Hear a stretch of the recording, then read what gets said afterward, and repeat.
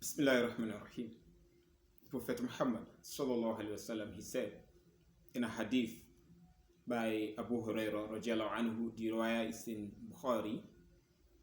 He said, for each one of you to go and get bundles of firewood over his back, carrying, lifting the firewood and sell, it is better for him to beg from people, whether he's giving or he's not giving. That stress, the challenge is there to go into the firewood to get what is needed. You get bundled, big firewood tied together on your back, and you struggle to bring it out and you sell. It is better you struggle that way than begging people. The religion discourages begging. Today we see lots of people engage in begging. Any small challenge, they are out begging, asking in the name of Allah, whatsoever method. No. Prophet Muhammad sallallahu alaihi wasallam discouraged that. In fact, he said in a hadith, the rise in Muslim, that a man who is always begging from the people, he will meet Allah on the day of Qiyamah, and there will be no flesh on his face. That is the punishment already. He's always begging, always requesting, please give me this, give me this, give me this. When there is no need, he's always begging.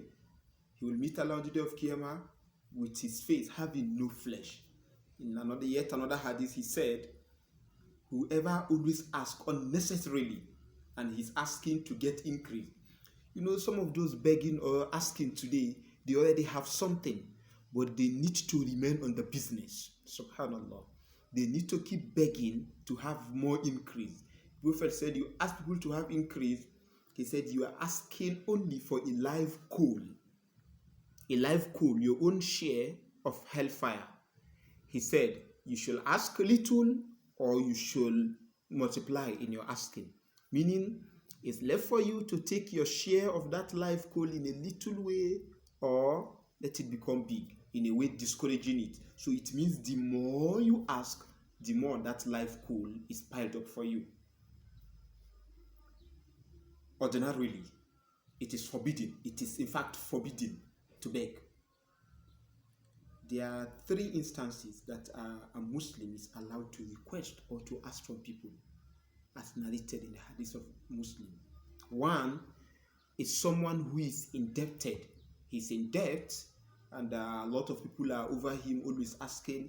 He's allowed for the meantime to ask from people until he's able to settle his debt. First category or first class. The second class of people allowed is that person who his property, his wealth got destroyed and he having nothing.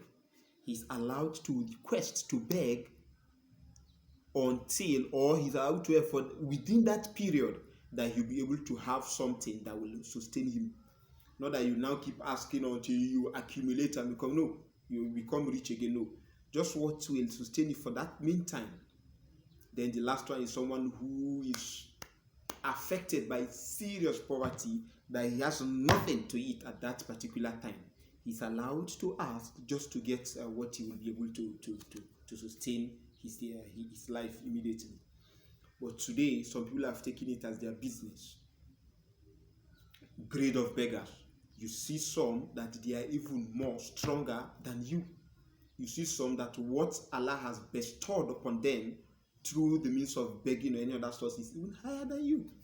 And they have taken it as something normal, and they are always asking. Even though we need to mention again that for you, if you have the means, you should give to the beggars. While discouraging that they should not beg, if you now see someone who is genuinely begging, he's in need, do not send him away. Do not shout on him. If you have, give. If you don't have, in a humble way, in a respectable way, tell him you don't have. And there are lots of hadiths and explanations discouraging on making begging forbidden.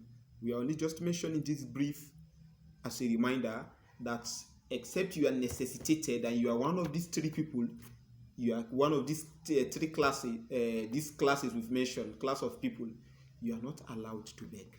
It's forbidden. May Almighty Allah make it easy for us. Today we have portrayed Islam as if Muslims are beggars. You see a lot up and down, and we are not discouraging.